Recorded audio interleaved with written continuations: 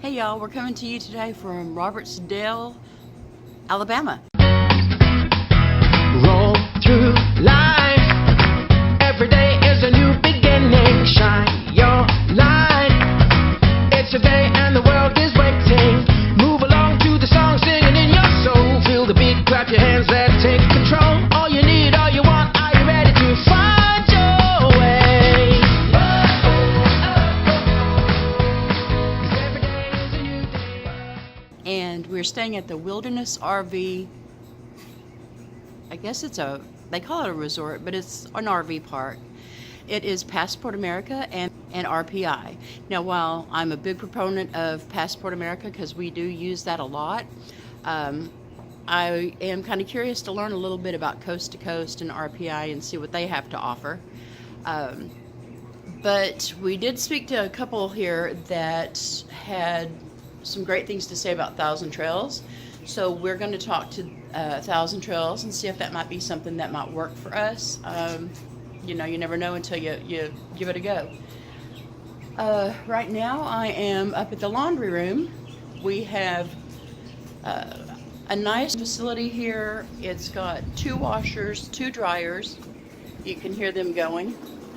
It's very small, but they've got 2 stackable washer and dryers, and then the 2 washers. And I have found that it's really quite expensive to do laundry at a campground. They usually run about $2 a piece for the washers and the dryers. Some I've seen $3 a piece to do a load of laundry. And since I do wait, sometimes it's just more cost effective for me to go into town and find a laundromat, get it all knocked out in about 45 minutes for about half the price. So you might want to consider when you're staying at RV parks to do your due diligence and check around for local things like the nearest grocery stores, nearest laundromats. If you want to, when you do get into a campground, I don't know how you guys would normally do it, but the first thing I like to do is get on Google Maps and find the nearest grocery store, laundromat, restaurants, anything that we might be interested in. It's always good to know right where those things are so that you have pretty close at hand. I go into the local laundromats and usually spend $1.50 per washer, quarter per dryer. Now, of course, that goes 50 to 75 cents because normally the dryers don't run hot enough to dry them in 25 cents. But the campgrounds, while they're convenient, if they have the washers and the dryers in the laundry facilities, they do have a tendency to cost 2 to 3 times more than it does in town. And that's a big thing that I've found. Wilderness is not a bad park. It's a large park. They have RVs as far as I can see, really.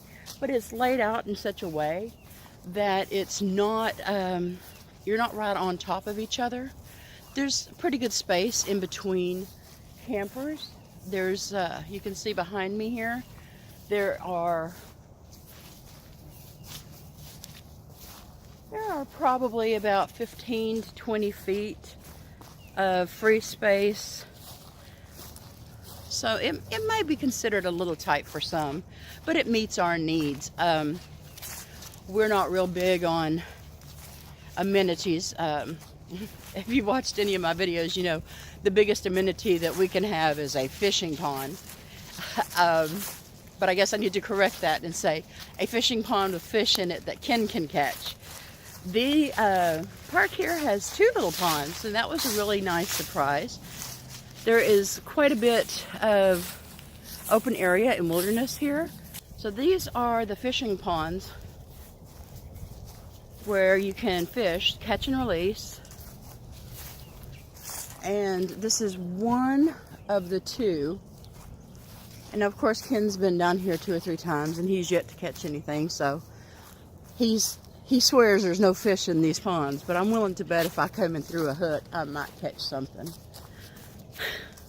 But it's really nice.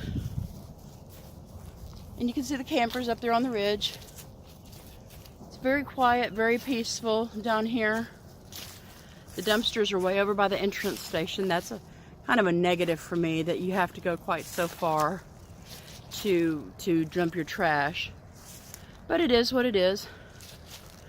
That gives you a general idea of the park.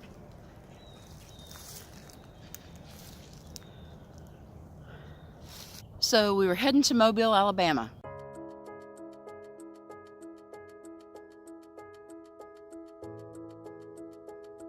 We arrived at the USS Alabama, which is a battleship station just outside Mobile, and there is a park there where they have a military airplane museum. They have a submarine, the USS Drum, and the battleship Alabama. And if you can walk it, I would say go for it. It is $4 for parking, and it costs $13 or $15 per person to take the full tour. This was the battleship, the aeronautical museum, as well as the USS Drum. And there were some really neat things that we found out while we were there. Number one, Under Siege. If you're a big B-movie fan, Steven Seagal and the movie Under Siege was filmed in part on the USS Alabama and the USS Drum, which we did not know when we got there, but seeing the memorabilia in the glass display cases was really neat. It also appeared that there was a Nicolas Cage movie that was filmed there as well. The USS Indianapolis. But, you know, there's a lot of history outside Hollywood there as well. Go and take a look. Climb the stairs if you can climb the stairs. Take the tour. It's a self-guided tour. The camera I used to do the videotaping and everything wasn't the greatest, so as I'm learning this blog, as I'm working on this blog, I'm trying new things and new video techniques and using different cameras. My dash cam, my Canon, my Canon EOS Rebel T6, I'm using that a lot. My phone I'm using a lot. My drone. So, you know, I'm gathering up all of these different ways to bring my vlogs to YouTube. So I'm going to get better as I go. You just kind of got to hang in there with me. And you have any comments or helpful criticism, I'm always open to it. I'll get better as I go. Things that you might like to see, let me know. And we're going to be moving on to Summerdale. We are also part of the Escapers, and I've never used their services. And I found a park close to the coast down by Gulf Shores. It's about 15 minutes from Gulf Shores, Alabama. So we're spending a month down there, and we're going to we picked that place for a number of reasons. We picked the Rainbow Plantation as a place to base out of for a month because it's only an hour from Pensacola, and we want to go to the Naval Air Station there and the museum, the Blue Angels, and do some sightseeing there. And I also want to spend some time on the beach. I know Lola's looking forward to some beach time. She's missed her beach time. And it's an escapees park, so this will be our first time staying with escapees. I'm not sure how that's going to go. There's not a lot of information as far as the different parks that escapees offers or has. So stay tuned for that, and I'll review that and let you know if that might be an option for you. I'll show you the park and give a good review on that as well and let you know pretty much how that is. If you have any questions or comments, make sure to put those down below.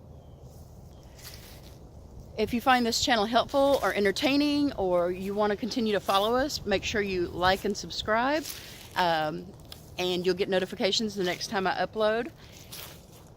You know, guys, I've watched a lot of YouTube videos, and there's a million different ways to do this. I know I'm not going to please everybody, and I'm not even going to try anymore. I'm just going to be me and put out there things that I think are informative or entertaining, or things that you might be able to learn from. If you have any questions, feel free to hit me up on Facebook. We're living the dream. FullTImeRV'ing on Facebook. I post a lot there as well. And until next time, keep living the dream.